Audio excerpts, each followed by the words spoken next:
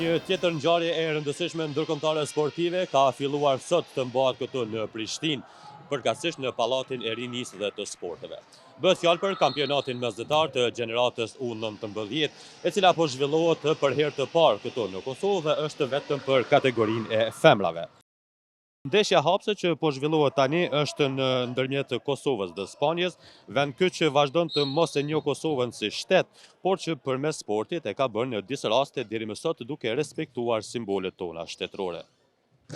Por nuk është vetëm Spanja nga shtetet mosnjohësje të Kosovës që po merr pjesë në këtë kampionat, pasi këtu janë edhe vende si Greqia, Slovakia e Romania.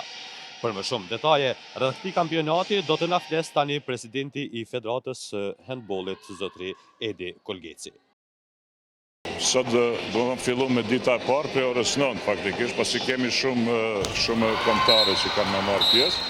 Do të jenë diku 36 ndeshje deri në fund kampionatit. Edhe siç po shihni, loja e parë është me një kundërshtar mjaft fort, Spanjën.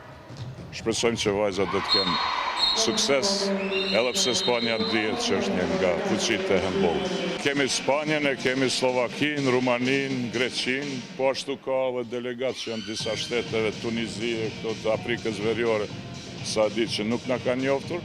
Mirë po këtu në Kosovë, në Prishtinë, të gjithë duhet të ringaditu, të respektojnë himnin e Kosovës dhe do me thonë, një farë mënyre është bërë një pranim i shtetit tonë dhe handbolli e bën këtë